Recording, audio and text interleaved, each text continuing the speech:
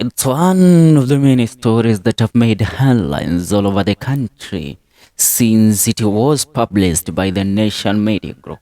The story of the woman who was believed to have sired a kid with Kelvin Kiptum, the late Maradona.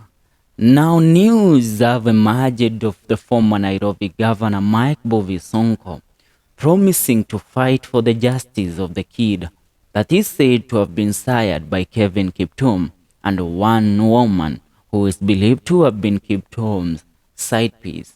Now, these are some of the news that are making headlines this morning. After this publication that went viral, now Mike Sonko has come forward, and this is what Sonko says. I was to attend the funeral of the late Kiptum, but nilichelewa na ndege.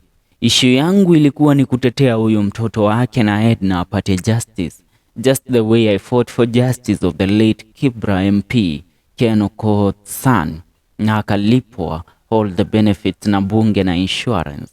Edna's kid should also be a beneficiary kwa pesa na ile nyumba serikali inapeana.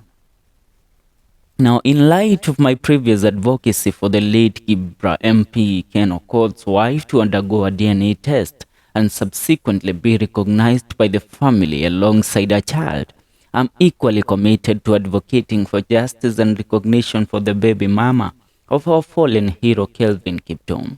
I will personally sponsor and support the necessary legal process to ensure that she receives the justice and recognition she deserves.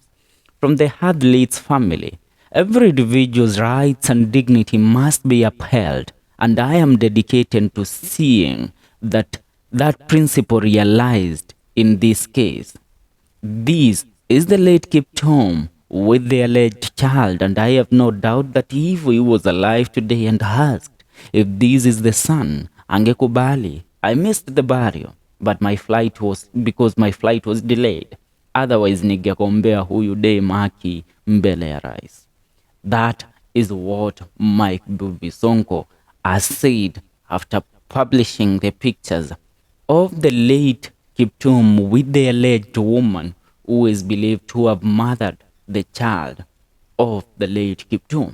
Na Wakenya wamepata kujiunga sawa na Mike Sonko katika hili wakisema babake Kelvin Kiptum anapaswa kukubali ya kwamba mwanawe alikuwa na watoto nje ya ndoa, na hivyo achukue hatua ya kuweza kuunganisha familia yake, sio kuwakataa wengine na kuwakubali wengine. Hata ingawa huyu mwanamke alikuwa wasiri na hakuweza kujulikana na wazazi na familia, but right now the news are out, and if the news are out, then the family should recognize this woman. Nikisoma comments kadhaa za Wakenya hapa, namuona Joseph maybe akisema I have a question. If Kiptum lived a normal life, not a Maradona, could this drama of Edna exist? It would have existed, and that's why he was not a normal man. He was a hero in the athletics. Ken anasema naona wakale wana support pia. Mimi nitasema huyo jamaa juu alikuwa kadenge, mtoto apewe haki yake. Kim anasema I was worried about the kid. He is just innocent. Child need a good life. Thanks for supporting this. Me, I don't care who will fight me, but sometimes let kids get what belongs to them. I feel for poor kid. He didn't choose whose father he will have. Mi moji anasema comments those negative na wenda wengine ndio Sidechick huko town, wait for your turn. Mel Evans anasema true, apewe haki yake. She also felt the pain of a man, and also she also felt the weight of Kiptum while living and gave him a child. Ni moja kati ya story ambazo zinapigiwa upatu na kuongelewa sana hasa katika mitandao ya kijamii. Hewe mtazamaji wa FM Show KE, na kuuliza maoni yako ni yapi kulingana na hili.